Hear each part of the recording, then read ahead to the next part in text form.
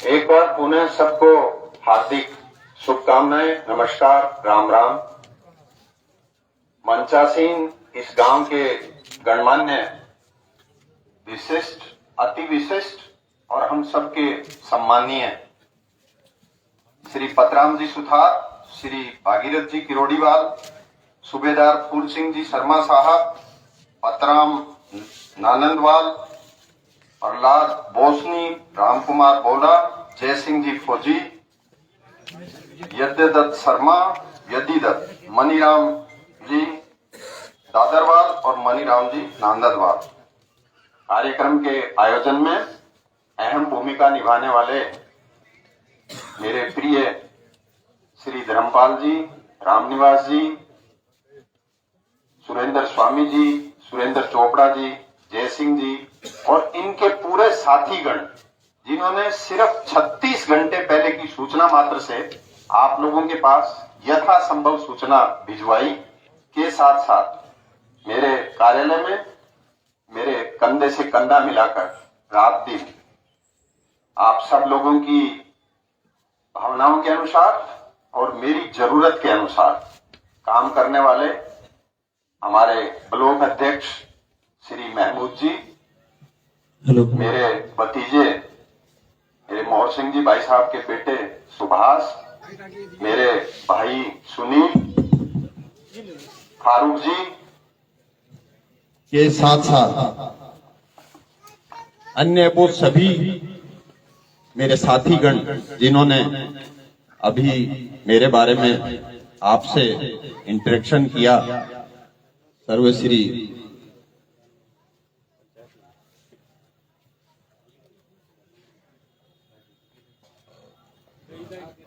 धर्मपाल जी ने शुरुआत की थी, के साथ साथ शिव भगवान जी ढाका, राजेश जी भांगवा,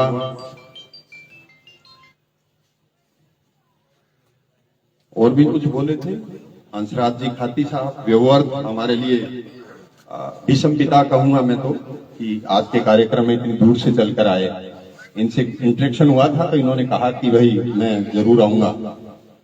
दीपलाना से चलकर आए हुए देवीलाल जी के अलावा शेरडा से पधारे हुए हीरालाल जी, श्यामलाल जी, सुभाष जी, बेरवाल, पूरन जी, दिल्ली से आए हैं हमारे साथी योगी जी, भिरानी से पधारे हुए हमारे चारों पांचों साथियों के सामूहिक नेतृत्व में जो आए हैं, बलजीत जी राव हैं, हनुमान जी हैं, सुभाष जी हैं, महाराणा जनाना सौवाड़ा से एक एक दो दो तीन तीन लोग जो रात दिन हमारे साथ में काम करते हैं पूरे क्षेत्र में वर्षों से दशकों से। ये साथ साथ पतराम जी हमारे बहुत पुराने साथी हैं, पहले मेरे ससुर ज्ञान सिंह जी थे, उनके बड़े खास आदमी थे, लेकिन ये सबसे पहले हमारे साथ आए। मैं समझता हूँ यही वही प्रांगण है जहां पर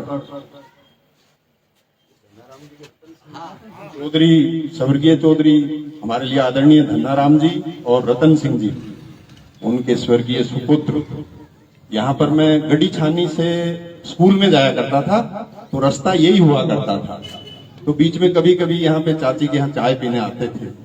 ये देखकर मुझे वो पुराना समय याद आता है।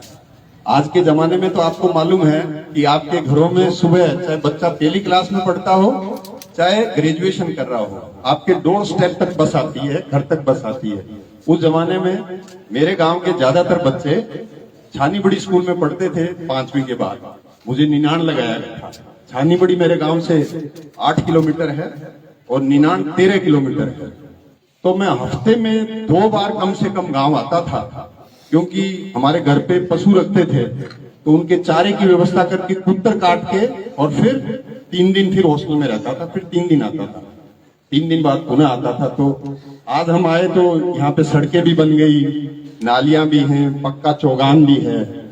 उस समय ये सब नहीं हुआ करता था, लेकिन प्यार, स्नेह, लगाव, आत्मीयता, एक दूसरे के प्रति आकर्षण, एक दूसरे को देखकर जो खुशी की अनुभूति सबको होती थी, वो माहौल अलग था।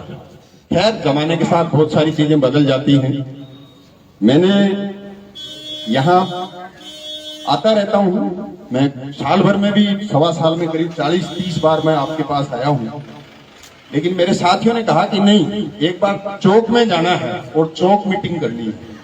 तो मैंने कहा बताओ कोई खास बात, कि नहीं, वो गांव के लोग हैं, वो कहते हैं कि हमने देखा नहीं है, जाना नहीं है।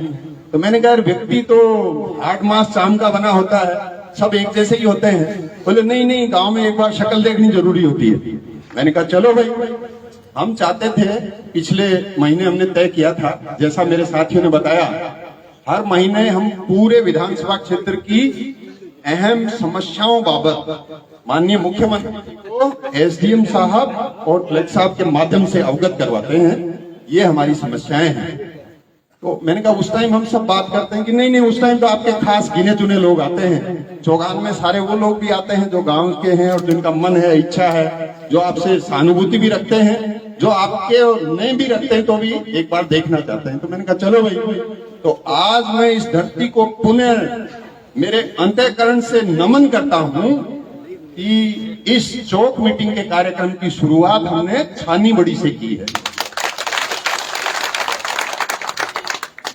जब मीटिंग में तय हुआ तो 18 तारीख हमने रखी थी, लेकिन मौसम खराब था। 18 जनवरी से हमें करनी थी, मौसम खराब था।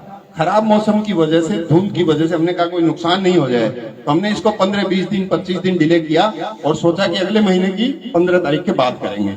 लेकिन इन सब लोगों ने तय किया, मेरे कार्यालय में जो मेरे साथी कार्यरत हैं, जिसमें राजपाल जी सारण भी हैं, जिसमें जगदीश यादव जी भी हैं, इन्होंने तय किया कि नहीं, एक मीटिंग तो आज करनी है।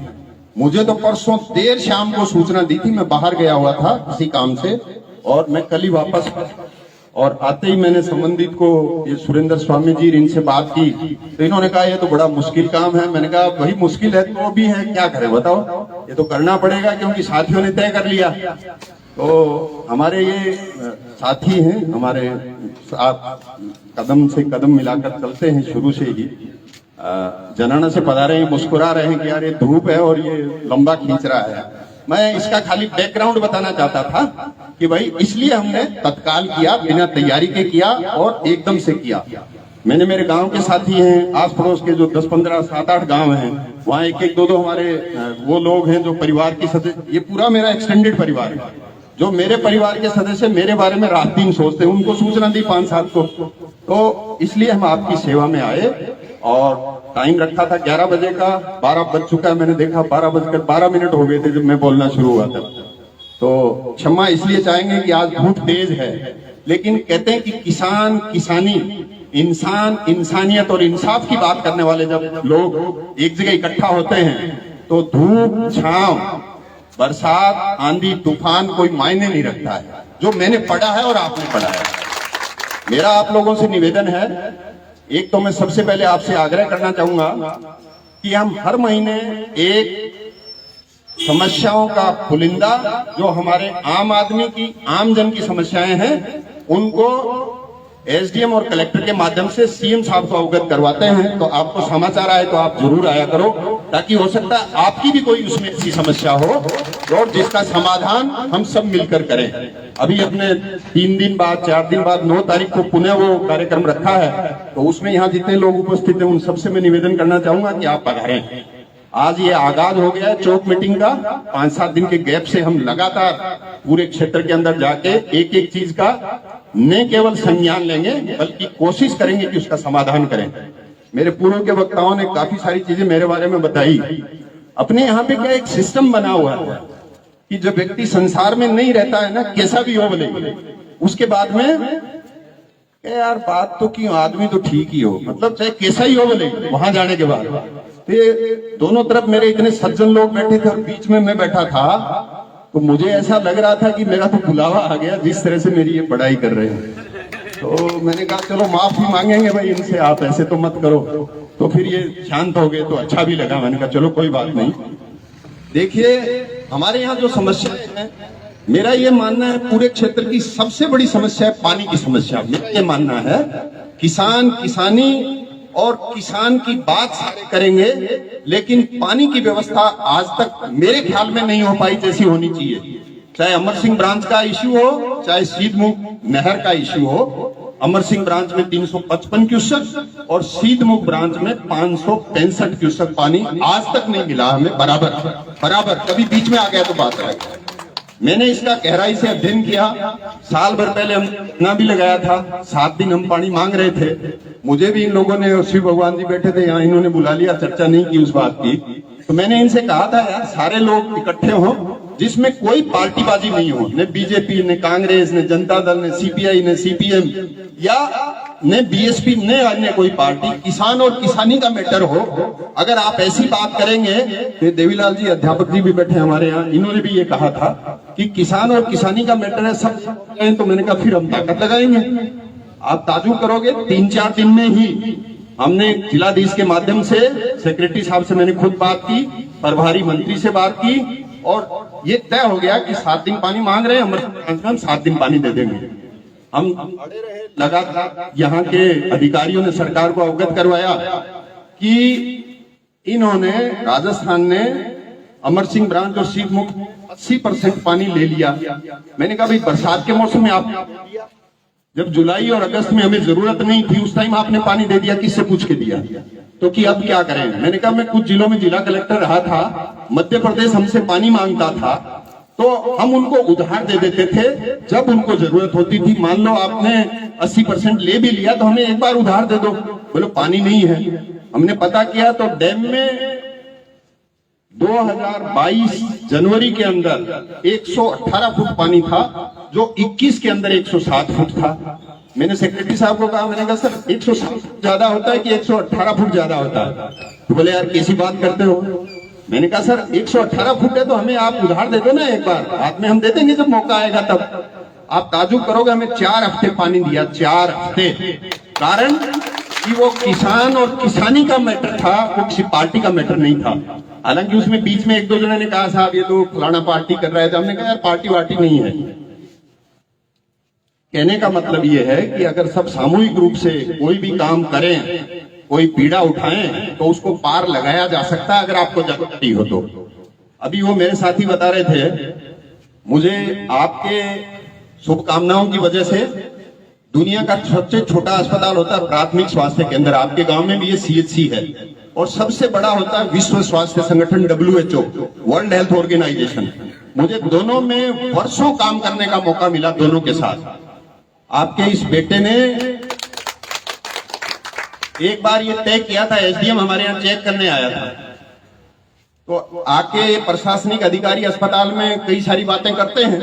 अरे भाई ठीक है, मॉनिटरिंग सुपरविजन आपका काम, आइए स्वागत है आपका। आपने इसको भर्ती कैसे कर दिया, इसके क्या हो गया, ये क्या होता है? हमने कहा साहब ये तो पढ़ना पड़ता है, डॉक्टरी करने के लिए रग रग से वाकिफ होना पड़ता है, तो ही बताया जा सकता है कि क्यों भर्ती किया है। आपको तो इतना ही बता सकते हैं कि इसको पीलिया है, इसको उल्टी दस्त है, इसको न्यूमोनिया, इसलिए भर्ती किया है। उस दिन मैंने मन में तय किया, मैंने कहा यार अपने को प्रशासनिक अधिकारी बनना चाहिए। अल्लाह एक देखो ऐसा आदमी बत्ती लगा के गाड़ी घूमता है, जहां जिसका मर्जी कान मरोड़ देता है, तो अच्छी बात नहीं है। मेरे प्रयासों की वजह से, आपकी शुभकामनाओं की वजह से मुझे अखिल भारतीय सेवा में जाने का मौका भी मिला चिकित्सक बनने के बाद। आपकी जानकारी के लिए मैं पहला चिकित्सक उस रूट से ऑल इंडिया सर्विस में जाके आईएएस बना। मेरे से पहले 38,000 डॉक्टरों का रजिस्ट्रेशन है राजस्थान में, एक भी नहीं बना, मैं पहला बना। मुझे अवसर मिला तो मैंने सेक्रेटरी, जॉइंट सेक्रेटरी से लेकर तब भी मुझे सेक्रेटरी का काम करने का मौका मिला, और कुछ जिलों में जिला कलेक्टर का भी मौका मिला। मुझे सौभाग्य है कि मुझे आपके बीच में काम करने का अवसर मिलता। अगर मिला होता तो मुझे ये सब बताने की जरूरत नहीं पड़ती। मुझे जिला ऐसा मिला जिसके अंदर आज तक कोई कलेक्टर 11 महीने से ज्यादा नहीं रहा। आज तक जान लगा देता है वहां से ट्रांसफर करवाने की। मुझे लगाया गया वहां, तो मैंने इतना मन लगा के काम किया। और जैसा ये बता रहे थे कि हमारे काम की वजह से परम आदरणीय प्रधानमंत्री जी मोदी जी ने भी मुझे बुलाया, कुछ कलेक्टर थे, आपस में हमें इंटरेक्शन करने का भी मौका दिया। 6 कलेक्टर थे, सबको 4-4 मिनट था, मेरा दूसरा नंबर था, मेरे से पहले वाले ने 3 मिनट इंटरेक्शन किया, 14 मिनट मेरे ऊपर लग गए। फिर उन्होंने देखा कि यार ये तो 14 और 3 17 हो गया, 7 मिनट बचा जिसमें चारों को सल्टाया होगा उन्होंने। तो कहने का मतलब ये है कि अगर आप काम की बात करते हो तो कोई भी आदमी वो सुनता है, विचार करता है, मनन करता है, मंथन करता है और उसको उपयोग में लेता है। उस जिले के अंदर कुपोषण बहुत ज्यादा था, आप ताजुब करोगे, आप जैसे लोगों को साथ लेकर मैंने काम किया और उस जिले के अंदर जहां कुपोषण पूरे देश में 1 नंबर पे था, वहां पे राष्ट्रीय पोषण मिशन में वो जिला 1 नंबर पे आया, पूरे कंट्री में 1 नंबर पे आया। हमारे यहाँ पानी की कमी थी, जैसे अपने यहाँ पानी की कमी है, वहां बरसात खूब होती है लेकिन पथरीली जमीन है, आधी से ज्यादा पानी बहकर चला जाता है। मध्य प्रदेश का पानी भी आता है, कोटा होता हुआ चंबल में चला जाता है, कई सारी नदियां हैं। हमने मुख्यमंत्री जल संरक्षण योजना के तहत वहां पर काम किया और आप ताजुब करोगे 2 साल के बाद उस जिले के अंदर वाटर टेबल का लेवल 1 मीटर से 1.25 मीटर तक बढ़ गया, 1 मीटर से 1.25 मीटर पूरे जिले का। कहने का मतलब यह है कि अगर आप कोई भी आपको जिम्मेदारी सौंपी गई है, उसको अगर आप ठीक से निभाने का मादा रखते हो, ज्ञान रखते हो और जन सहयोग को साथ में लेना चाहते हो तो उसको निभाया जा सकता है। वो जिला जिसके अधिकांश ब्लॉक डार्क जोन में थे, वहां पे 1.25 मीटर तक पानी का लेवल बढ़ गया पूरे जिले में। कहने का मतलब ये है कि सीधमुख नहर का जो पानी है या अमर सिंह ब्रांच का हमें कम मिल रहा है हरियाणा से, पूरा लेना कोई बड़ा काम नहीं है, लेकिन अगर सब लोग मिलकर काम करें योजनाबद्ध तरीके से, तो सुप्रीम कोर्ट के अंदर केस लगा, उसने स्टे दे रखा है, स्टे वेकेट करवाना है तो स्टे वेकेट करवा सकते हैं, क्यों नहीं करवा सकते। तो ये काम तभी होता है जब सब लोग मिलकर करें, एक जना नहीं कर सकता। हाँ, नेतृत्व तो एक आदमी दिखा सकता है, दिशा एक आदमी दिखा सकता है, रोशनी एक आदमी दिखा सकता है, लेकिन हजारों हजारों लोगों की कदम ताल जब तक साथ में नहीं होती है तब तक टारगेट को अचीव नहीं किया जा सकता, लक्ष्य को प्राप्त नहीं किया जा सकता। मेरा आप लोगों से निवेदन है कि आने वाले समय के अंदर जैसी भी स्थिति हो, जिस तरह की परिस्थिति बने, उसमें हम सब मिलकर अच्छा काम करें, मिलकर अच्छा काम करने का प्रयास करें तो पूरे क्षेत्र को सब्ज बाग में बदल सकते हैं, पूरे क्षेत्र को, पूरी सरजमी को आबाद कर सकते हैं। ये तो मैं खाली आपको उदाहरण दे रहा हूं। लंपी बीमारी चली थी, आपको ध्यान है, असेंबली में प्लेटफॉर्म पे 75,000 76,000 से ज्यादा गायें मर गई। मैं समझता हूं अपने गांव में भी सैकड़ों लोग होंगे जिनके पशु चले गए। हमने समय रहते हुए आगाह किया था कि सारे पत्ते हो तो निश्चित रूप से उसके परिणाम अच्छे आते हैं, इसमें कोई दो राय नहीं है। मेरा ये मानना है कि हमारा नौजवान है, यहाँ बहुत सारा नौजवान भी है, काम की दरकार है, काम की जरूरत है, लेकिन काम नहीं मिल रहा है।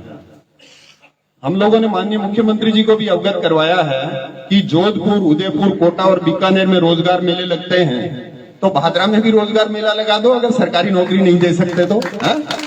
जो डुएबल है, किया जा सकता है, करने योग्य है। हमारे नौजवानों में स्किल का अभाव है। आपने देखा होगा खूब डॉक्टर बनते हैं, खूब इंजीनियर बनते हैं, खूब टीचर बनते हैं, ठीक है ना, लेकिन कुछ ही टीचर ऐसे होते हैं जो आपको अपील करते हैं, बच्चों को अपील करते हैं, कुछ ही डॉक्टर ऐसे हैं जिनको हम हर हालत में दिखाना चाहते हैं, कुछ ही इंजीनियर ऐसे हैं जिनकी सेवाएं हम लेना चाहते हैं। हमारे यहाँ स्किल का अभाव है, इसमें कोई दो राय नहीं। 1950 के दशक की बात है, दक्षिण कोरिया हमसे पीछे था, व्यवस्थाओं में भी, साधन में भी, सुविधाओं में भी। अब दक्षिण कोरिया हमसे 2 कदम आगे है। कारण अमेरिका, इंग्लैंड, जर्मनी, जापान की तरह कौशल का जहां तक सवाल है, निपुणता का जहां तक सवाल है, हुनर का जहां तक सवाल है, उन देशों के अंदर 60 से 90% नौजवान हुनरवान हैं। लेकिन हमारे यहाँ 22 से 24 साल का जो बच्चा है, जो मैंने बताया ये सब कर चुका है, उनके हुनरमान की संख्या 5% है। तो हमारे यहाँ हुनर का अभाव है। आपको अच्छा नाई चाहिए, अच्छा धोबी चाहिए, अच्छा तेली चाहिए, अच्छा किसान चाहिए, अच्छा चिकित्सक चाहिए, आपको सब कुछ अच्छा चाहिए, तो शुरुआत अपने से ही करें ना, अपन मिलके। लेकिन उसके लिए सरकार प्लेटफॉर्म उपलब्ध करवाए, सरकार छानी बड़ी में भी अच्छा सा स्किल डेवलपमेंट सेंटर खोले। अभी भारत सरकार ने घोषणा की है कि अंतर्राष्ट्रीय स्तर के 30 कौशल विकास केंद्र पूरे देश में खोले जाएंगे। भाई हनुमानगढ़ में भी ले आओ ना एक, तो हमारा भी कल्याण हो जाएगा। कहने का मतलब ये है कि अगर आपको जानकारी है, आपको समझ है और सबका साथ मिलता है, तो कदम से कदम मिलाकर जब चलते हैं कारवां बन जाता है। विवेक, ज्ञान, आचरण और आपकी पृष्ठभूमि के हिसाब से आपने निर्णय की क्षमता जब विकसित हो जाती है, तो आप समाज को दर्पण दिखा सकते हैं, समाज को हकीकत से रूबरू कराने में अपना योगदान दे सकते हैं। मैं हमेशा कहता हूं नौजवानों को कहता हूं कि भगवान उसी की मदद करता है जो खुद की मदद करने के लिए लालायित रहता है। घर बैठे कोई मदद नहीं करता है, उसके लिए आपको आगे आना पड़ता है। आप लोगों से मेरा निवेदन है कि चाहे पेंशन का मैटर हो, चाहे 2 रुपए किलो गेहूं का या निःशुल्क गेहूं का मैटर हो, लोग कहते हैं कि साहब पट्टा नहीं बना, पट्टा बन गया तो उसका रजिस्ट्रेशन नहीं हुआ। लोग कहते हैं कि भाई खेतों का रास्ता नहीं है, मेरे खाता विभाजन नहीं हो रहा है। आपने देखा होगा, आपके भी इस तरह की समस्याएं होंगी। खाता विभाजन समय पे नहीं होता है, खेतों का रास्ता नहीं है, म्यूटेशन नहीं खुल रहा है। क्यों, क्या कारण है भाई? हम जागरूकता का अभाव है, अदरवाइज क्या कारण है? ये सारी चीजें ऐसी हैं जो ग्राम पंचायत से ऊपर जाती हैं। अगर ग्राम पंचायत सक्षमता से काम करती है तो सारे काम हो जाते हैं। मेरा ये मानना है कि जब जनप्रतिनिधि ताकत के साथ हुनर रखते हुए काम करे तो कोई कारण नहीं कि आम आदमी का काम नहीं हो। आपने देखा होगा सड़कें किस तरह की बनी हुई हैं, नालियां कहीं पे हैं, कहीं उल्टी सीधी बना दी। मैंने मेरे घर के आगे नाली ऊंची कर ली, पीछे वाले रो रहे हैं बेचारे, उनके घर के आगे पानी इकट्ठा हो गया। अरे भाई, एक सिस्टम बना हुआ है, ग्राम सचिव है, सरपंच साहब हैं, आपके एमएलए हैं, एमपी हैं, सब मिलके कोऑर्डिनेशन में काम करें तो सारा सिस्टम ठीक से होता है, पूरा सिस्टम। इसमें कोई दो राय नहीं है। हर आदमी चाहता है अच्छा ही हो, लेकिन उसमें मेरा योगदान कितना हो। आपको अपना योगदान आकलन करके योगदान देने के लिए आगे आना है।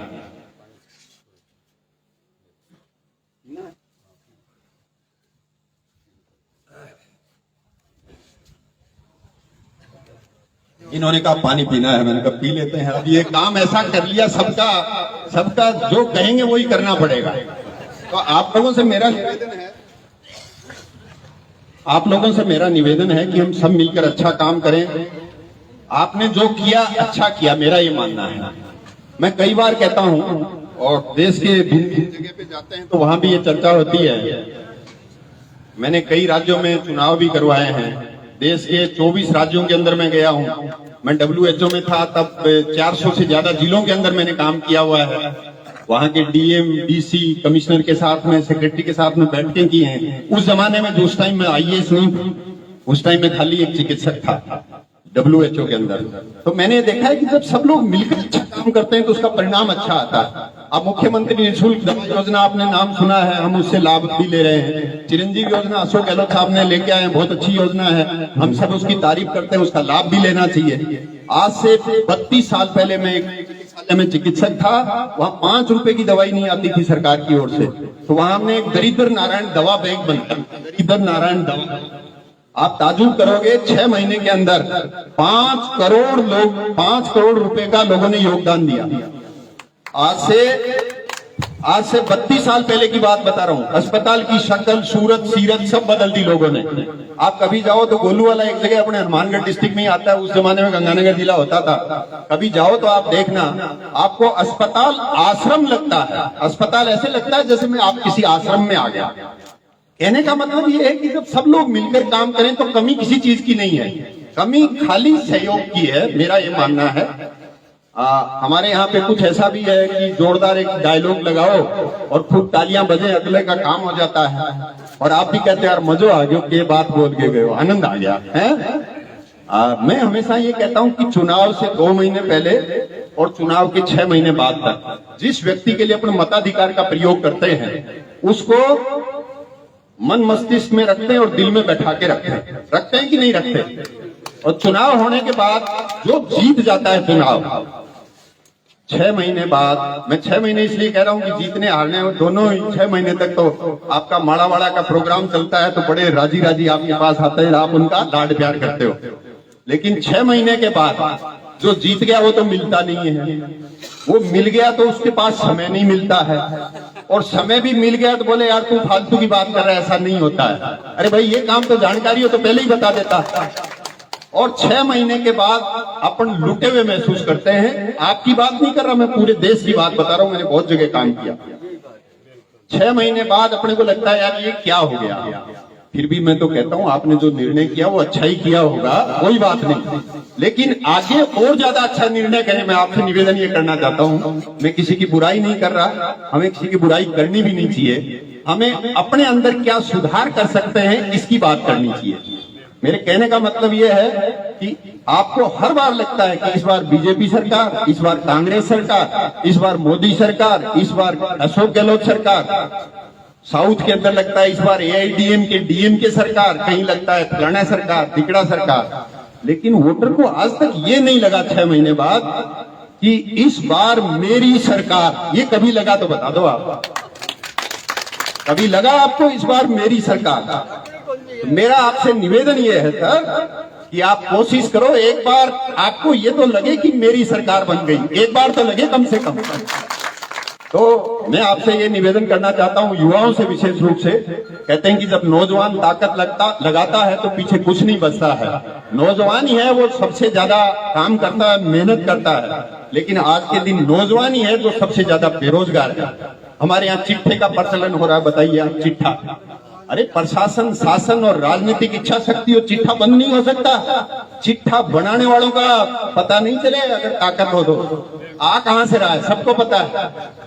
कहने का मतलब ये है कि नौजवान को भी थोड़ी ताकत लगानी चाहिए, नौजवान को हिम्मत करनी चाहिए। नौजवान साहस और उत्साह के साथ में काम करेगा तो उसका हौसला और उत्साह उसके चेहरे की खूबसूरती न केवल बढ़ाएगा बल्कि बरकरार रखेगा। मेरा ये मानना है कि नौजवान अगर अनुशासन के साथ में, संगठन के साथ में, सार्थकता के साथ में, संयम के साथ में, शालीनता के साथ में, शिष्टाचार के साथ में, सहिष्णुता के साथ में एकजुट हो जाए तो एक ऐसे राष्ट्र का निर्माण कर सकते हैं, ऐसे प्रदेश और ऐसी छानीबड़ी का निर्माण कर सकते हैं जिसकी कल्पना मात्र करने से अमेरिका में बैठे लोगों के रोंगटे खड़े हो जाए। ये डुएबल है, इसलिए कह रहा हूं मैं आपको, करने लायक है, किया जा सकता है। आप लोगों से विशेष रूप से नौजवानों से मैं कहना चाहता हूं जो बेरोजगार हैं, जिनके पास में रोजगार नहीं है, क्या शिकायत आती है? नरेगा में काम नहीं मिलता। अरे भाई क्या बात करते हो, काम मिल गया तो पैसा पूरा नहीं मिलता। ऐसे लोगों को भी नरेगा में नाम लिखा जाता है जो कभी काम पे ही नहीं जाते।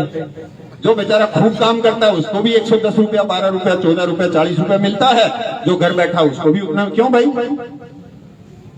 प्रधानमंत्री जी मदद कर रहे हैं, जो किसान को 3000 रुपया मिलता है 4 महीने से।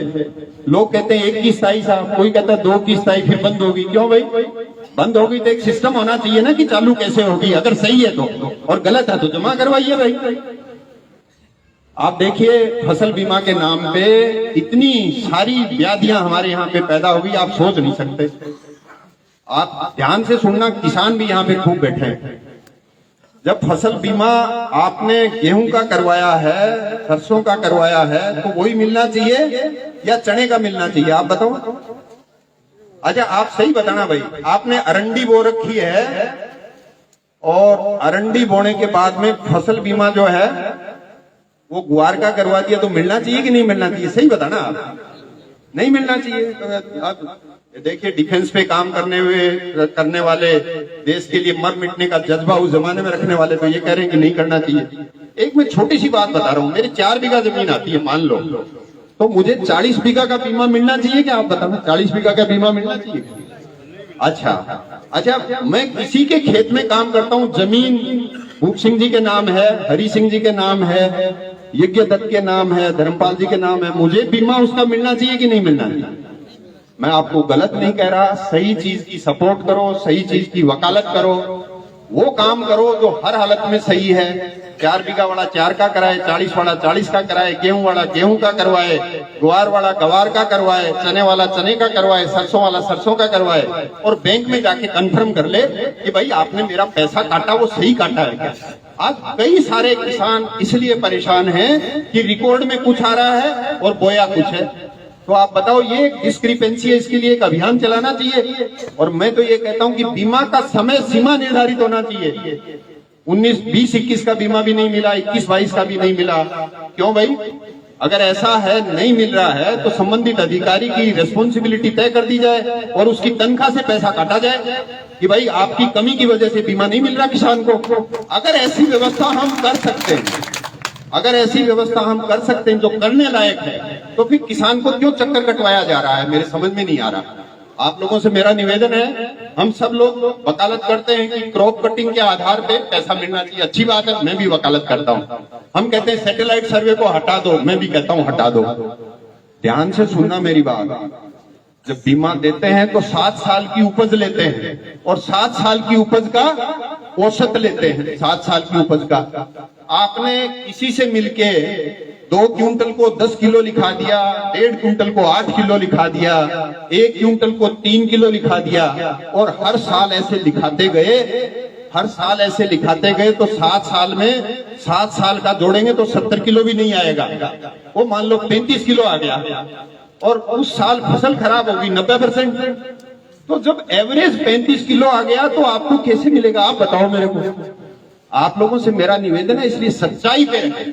जो सही चीज मिलना चाहिए, बीमा हर हालत में मिलना चाहिए, लेकिन सही बीमा मिलना चाहिए। सही बीमे के लिए जागरूकता अभियान चलाना चाहिए, हर किसान को जागरूक करना चाहिए। और बीमा समय पे नहीं मिलता है तो बीमा कंपनी अधिकारियों और कर्मचारियों को, जो उसके लिए जिम्मेदार हैं, उनकी तनख्वाह से भुगतान किसान को करना चाहिए। ये मैं आपको छोटी छोटी चीजें इसलिए बता रहा हूँ कि हमारे ये मित्र सेन जी साथी भादरा से भी आए हुए हैं, ये भी खड़े हैं, बीच बीच में उदास हो जाते हैं। एक दिन कह रहे थे यार आप झूठ बोलना सीख लो, नहीं तो काम नहीं चलेगा। मैंने कहा भाई ये जोड़े हाथ कान पकड़े, मैं झूठ नहीं बोल सकता। जो सही बात है वो भले 4 बार कहलवा लेना, झूठ बोलने वाला अपने बस का नहीं, कारण कि उसका जमाना नहीं चलता आगे।